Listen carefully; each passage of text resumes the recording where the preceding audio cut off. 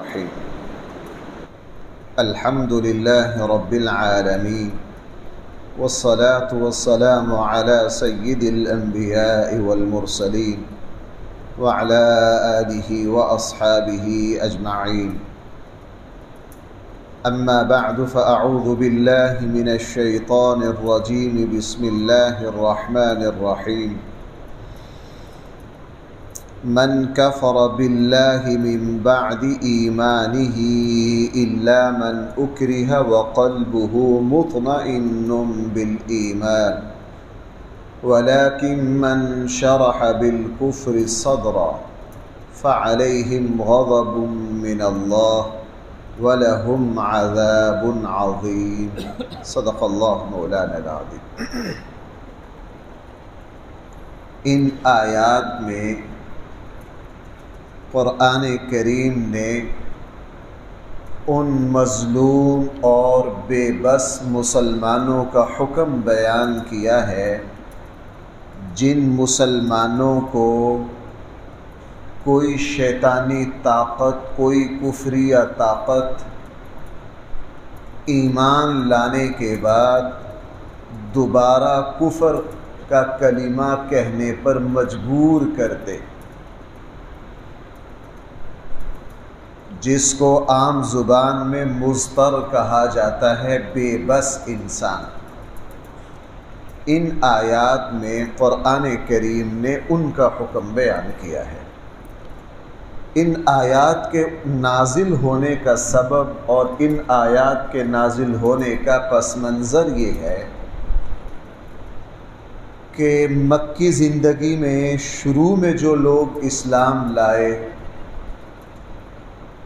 خصوصاً حضرت عمر رضی اللہ عنہ سے پہلے، ان پر بڑی مصیبتیں آئیں. جیسا کہ احادیث میں ہے کہ رسول اللہ صلی اللہ علیہ وسلم نے جب نبوت کا اعلان کیا تو آپ کے چچا محترم جناب ابو طالب کی وجہ سے اللہ تعالیٰ نے رسول اللہ صلی اللہ علیہ وسلم کی حفاظت فرمائی. صدیق اکبر اسلام لائے. صدیق اکبر رضی اللہ عنہ کا قبیلہ بڑا مضبوط تھا اور خود صدیق اکبر جو ہے وہ مکہ کے سرداروں میں شمار ہوتے تھے، اس لیے کچھ نہ کچھ بچت ہو گئی.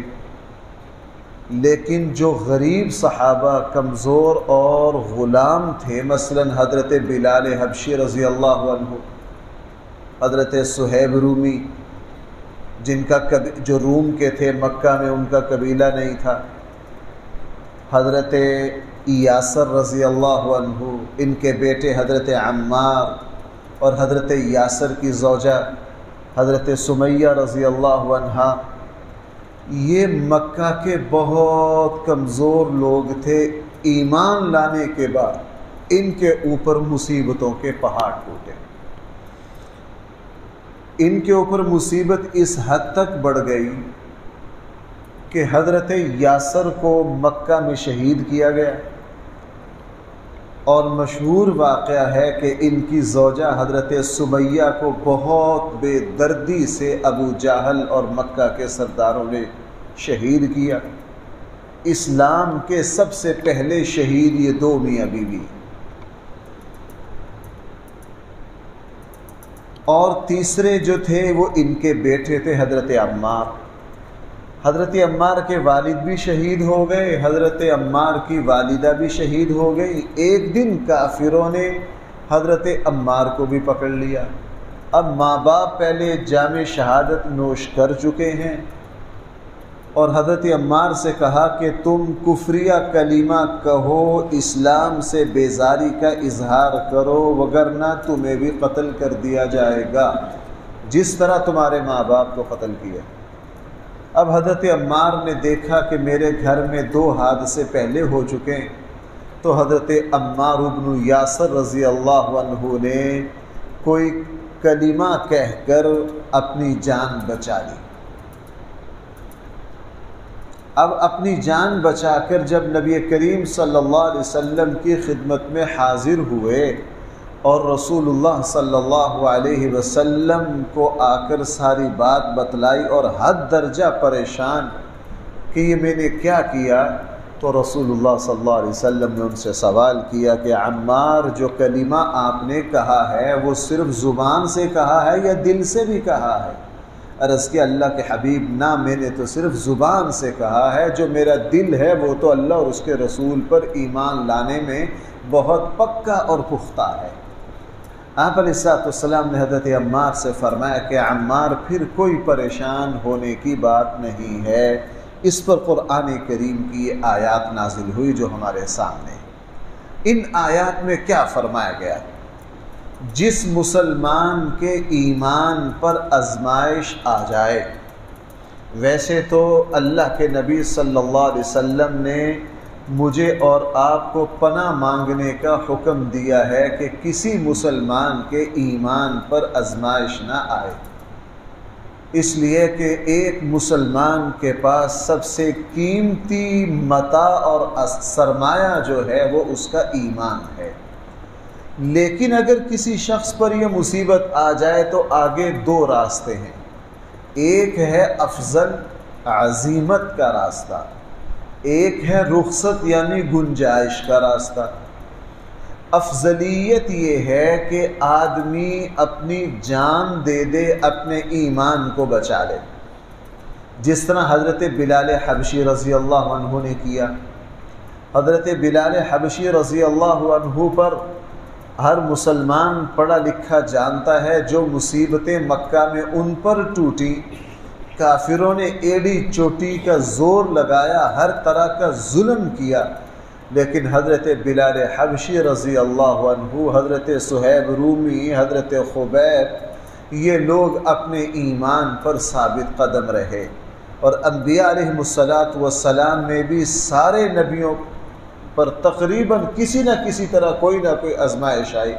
بطور خاص ہر مسلمان جانتا ہے حضرت ابراہیم خلیل اللہ کو آگ میں ڈالا گیا، لیکن اپنے ایمان پر 100% ثابت قدم رہے۔ حضرت زکریا علیہ السلام کو شہید کیا گیا، حضرت یحییٰ علیہ السلام کو شہید کیا گیا، اور حضرت عیسیٰ علیہ السلام کو شہید کرنے کا پورا پروگرام بنایا گیا، اور وہ تو اللہ تعالیٰ نے حضرت عیسیٰ علیہ السلام کو زندہ آسمانوں پر اٹھا لیا۔ یہ ہر نبی نے افضلیت کا راستہ اپنایا، کسی نے زبان سے بھی کوئی کلمہ نہیں کہا، ہر نبی 100% اللہ پر ایمان پر بھائی کیا رہا، قائم رہا۔ یہ افضلیت ہے، یہ عزیمت ہے۔ اللہ نہ کرے اگر کسی مسلمان کے ایمان پر آزمائش آ جائے تو وہ اپنے ایمان پر ثابت قدم رہے، اپنی جان کو وار دے، اس لیے کہ جان جو ہے، جسم جو ہے، یہ زندگی جو ہے یہ عارضی ہے اور وقتی ہے۔ ایمان کے اوپر جم جانے کی وجہ سے اللہ تعالیٰ مرنے کے بعد کی جو مستقل جو زندگی ہے اللہ تعالیٰ اس میں اس کو کامیاب فرما دے گی۔ دوسرا راستہ رخصت کا ہے جو حضرت عمار رضی اللہ عنہ نے اختیار کیا۔ ان کے والدین نے افضل راستہ اختیار کیا، وہ یہ کہ ایک مسلمان زبان سے کوئی نامناسب کلمہ کہہ کر اپنی جان بچا لے، اس کی بھی بالکل اجازت ہے۔ جہاں ایک مسلمان کو یہ اندیشہ اور خطرہ ہو کہ میری جان چلی جائے گی یا مجھے مفلوج کر دیا جائے گا، میرے جسم کے کسی حصے کو معطل کر دیا جائے گا، کاٹ دیا جائے گا، تو وہاں بھی ایک مسلمان کے لیے بھائی اس کی کیا ہے، گنجائش ہے کہ زبان سے کفر کا کلمہ کہہ لے اور اس کا دل بھائی ایمان پر کیا رہے، 100% مطمئن رہے۔ اسلام نے کمزور اور اضطرار کی حالت کی بہت رعایت کی ہے۔ ایک مسلمان آپ میں سے ہر کوئی جانتا ہے مردار اور حرام مسلمان کے لیے جائز نہیں ہے، اگر جان جاتی ہو تو جان بچانے کے لیے اس کی گنجائش ہے۔ مسلمان کو حکم ہے کہ وہ قبلہ کی طرف اپنی ٹانگیں نہ پھیلائے، لیکن اگر کوئی مسلمان معذور ہے، وہ اس کے پاؤں میں کوئی چوٹ ہے، گھٹنے میں درد ہے، وہ بیٹھ کر قبلہ کی طرف ٹانگیں پھیلا سکتا ہے۔ بلکہ اگر کوئی مسلمان کسی ایسی بیماری میں اور پریشانی میں مبتلا ہے کہ وضو نہیں کر سکتا تو تیمم کی رخصت ہے۔ اگر وہ نماز میں قبلہ کی طرف رخ نہیں کر سکتا تو جس طرف رخ کر کے نماز پڑھنا چاہے پڑھ سکتا ہے۔ تو شریعت نے مجبوری میں بھائی کیا رکھی ہے؟ آسانی رکھی ہے۔ یہاں سے دو چار مسئلے اور بھی سمجھ آ گئے کہ اگر کسی مسلمان کو مجبور کر دیا جائے اور اس کو جان کا خطرہ ہو، گولی اور طاقت کی بنیاد پر اس سے طلاق دلوا لی جائے، تو جب کلمہ کفر کہنا معتبر نہیں ہے تو طلاق دے دینا بھی معتبر نہیں ہے۔ اگر اس کی زبان سے کوئی زبردستی فیصلہ کروا لیا تو اسلام اس فیصلے کو بھائی کیا کر دیتا ہے؟ معطل کر دیتا ہے۔ اللہ تعالیٰ اپنے بندوں کی کمزوری کی بہت رعایت کرتے ہیں۔ بھائی اللہ تعالیٰ اپنے بندوں کی کمزوری کی کیا کرتے ہیں؟ بہت رعایت کرتے ہیں۔ آپ حضرات شریعت کا یہ اصول جانتے ہیں، اگر کسی موقع پر اللہ کا حق بھی آ جائے، بندے کا حق بھی آ جائے، اللہ تعالیٰ فرماتے ہیں اے میرے بندے، مجھے اپنے حق کی ضرورت نہیں ہے، تم میرے حق کو مؤخر کر دو، بندوں کے حق کو ادا کر لو۔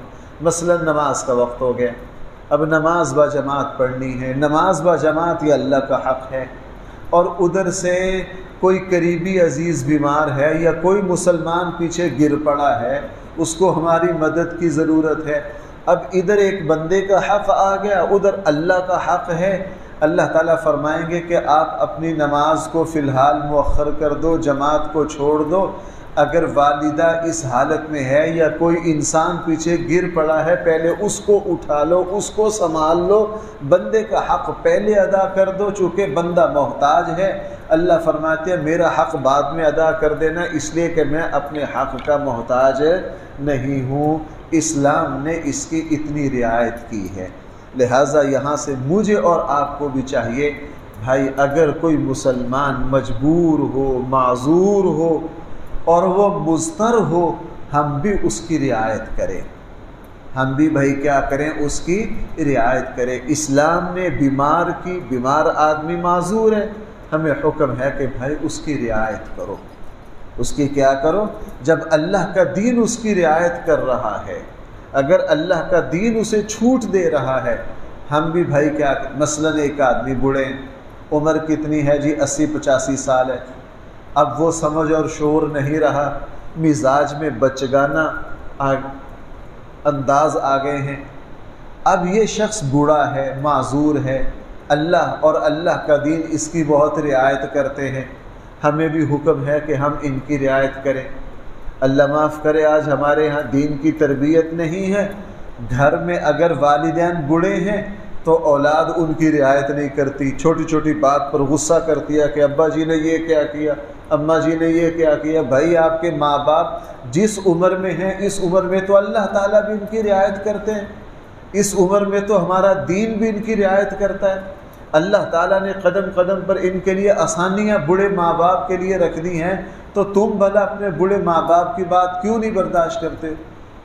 کچھ مہینے پہلے ایک نوجوان آئے میرے پاس، بڑی لمبی تمہید باندھ کر کے، مفتی صاحب بس میں ڈرتا ہوں زبان پر لاتے ہوئے، آپ بھی میری بات کو برا نہ مان، بڑی لمبی تمہید باندھ کر، جی میں اپنے والد سے بہت پریشان ہوں۔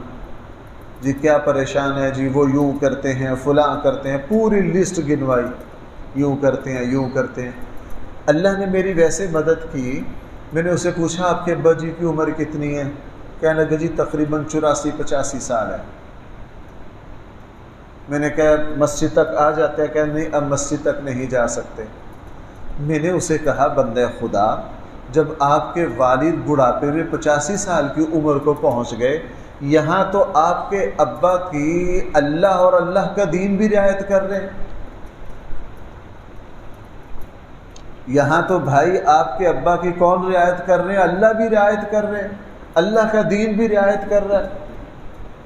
اس عمر میں اگر وہ تھوڑی بہتی نماز میں آگے پیچھے، شریعت ان کے لیے آسانی پیدا کر دیتی ہے۔ بھائی سورہ نور میں کیا ہے؟ والقواعد من النساء اللتی، وہ عورتیں جو بڑھاپے کو پہنچ جائیں، شریعت نے ان کے پردے میں نرمی کر دی کہ نہیں؟ بالکل کر دی۔ پردہ اسلام کا بہت اہم حکم ہے، لیکن سورہ نور میں ہے وہ عورتیں جو بڑھاپے کو پہنچ جائیں، شریعت نے ان کے پردے میں کیا کر دی؟ نرمی کر دی۔